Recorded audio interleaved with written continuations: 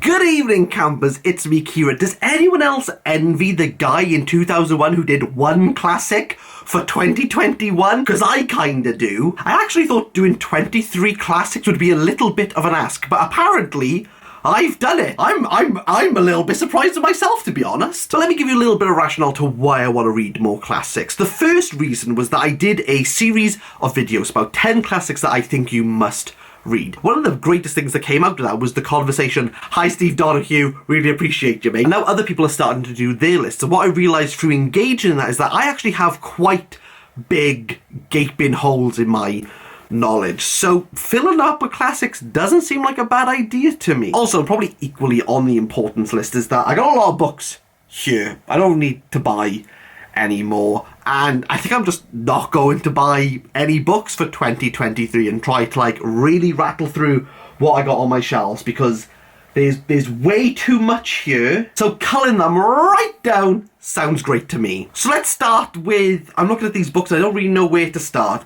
This one, because everyone is going to be asking about it. War and Peace. I'm actually going to read this between January and February because I'm going to join Benjamin McAvoy's Hardcore Literature Club. I want to read War and Peace, and I did try to read it about 2 years ago, and I didn't know enough. So I think I need a little bit of help in hand. I need a lot of the history, I need notes, and he's going to provide that service.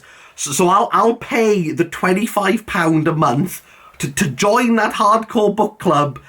If it gets me through it, it will be money worthwhile. In addition to War and Peace, I'm going to finally finish Anna Karenina by Tolstoy by the end of December, which I started last year, and then one of the commenters, Calc Weiss, made a comment saying, you seem to have stalled on that, and you need commenters like Calc Weiss who will who will keep you on track, which is why I will also finally be getting to, if you've seen my comment, you'll know Calc Weiss, I'm going to finally read Gunter Grass, The Tin Drum, which he bullied me into. It's true that if you just keep badgering people sometimes, they'll just bend and break. So we're going to finally read Gunter Grass. Another German book that I want to get to, and there's a little bit of a personal story here, and that is my professor, Jeff Wallace. He's no longer with us. I say that like he's dead. He's just not in the university anymore. He's retired. He might have died. I have no idea. You don't know him. He could be dead. I don't know. Let's not get into this. Basically, when he retired, he said he was finally going to read through the novels of Thomas Mann, and he felt that only at that moment, after studying the modernist period for 40 years, would he finally be able to get a grasp on Thomas Mann. And no, it's not the Magic Mountain, it's Buddenbrooks.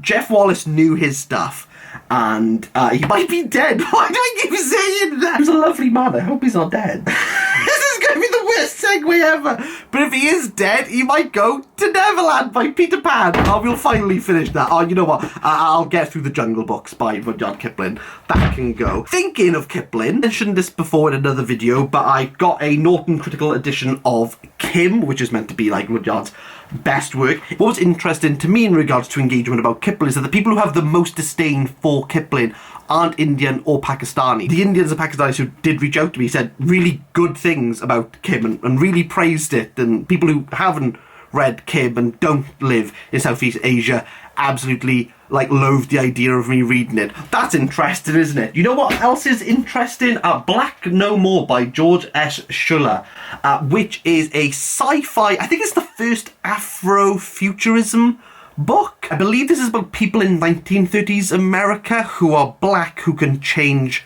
skin colour. He's part of the Harlem Renaissance, and I love everything about the Harlem Renaissance. I think they had some fantastic writers. So to find there's a new person who I don't know, and there's a sci-fi book that I haven't heard of. Sounds great. Sticking on the sci-fi train, I got Imperial Earth by Arthur C. Clarke. I didn't like Rendezvous with Rama, so we'll try another one of his, hey? Lastly, I think it's the last sci-fi classic, is Stanisław Lem's Solaris, which I really want to watch the film, but the 60s film, not the recent film, because everyone hates the recent film and has really praised the 60s film, even though the 60s film looks worse. I should also mention that Solaris was sent to me by Tori from Good Strong Words, so I will link her channel down below. Thank you ever so much. It was a lovely message. For a decade, people have banged on at me at reading Pale Fire, Penin, so I got both. I don't know why I haven't read much Nabokov. I like everything that he's written. It might have something to do that I finished Lolita and then went straight into Ada or Ada, and I have to say, having that much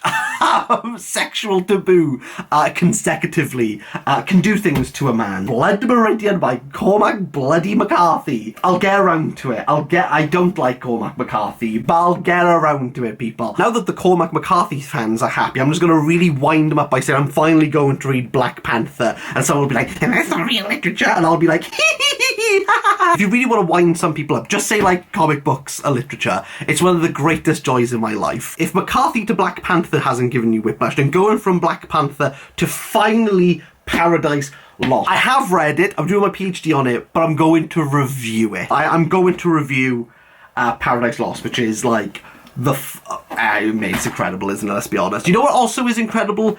The Welsh book, the greatest Welsh novel, is Caradog Pritchard's One Moonlit Night. I have spoken about doing like a read-along in March, and I think I'm definitely going to do it this year. So if you would like to join me, One Moonlit Night by Caradog Pritchard is the book you need to get. How fun. We got some big books to go, so let's just get some short ones in just before we completely lose sanity. We have Hjalmar Söderberg's Dr. Glass, which Kate Crafter absolutely raves about. And if she raves about it, I'll get it. Three Men in a Boat by Jerome K. Jerome. This is a library book, and it was short. That's the only reason why I picked that up. Breakfast at Tiffany's by Truman Capote. I read this about... it must have been like 8 years ago, and I didn't get it. I didn't get why this was... I think it's just the film. I think it's just the film that's famous, so I'm going to reread it, and I'm going to be watching the film as well. Oh, is that all the short books? Oh, this is worrying. No, you know, I instantly regret this as an idea, but you know, we'll see what we could do. I want to, if not finish these series, I want to at least like be like partway through them, and that is Eleanor Ferrante's My Brilliant Friend, which everyone says you should read, and everyone says it's fantastic. And also Stieg Larsson's Girl with a Dragon Tattoo. I've only seen the Swedish film with Noomi Rapace. Noomi, how you saying him? I'm not entirely sure. I've not watched the Daniel Craig version. Clarify, Daniel Craig is Elizabeth, he's Blomkvist. I actually haven't watched it. I don't know, maybe he is Elizabeth. That would be fantastic, wouldn't it? I've always been curious about the Millennium Trilogy. I think this is like one set of books that I've probably wanted to read for the longest time. I remember when they first came out and was just like captivated by them. 2008, so I was 14. I remember seeing them and just being like, that sounds interesting. Girl with the Dragon Tattoo.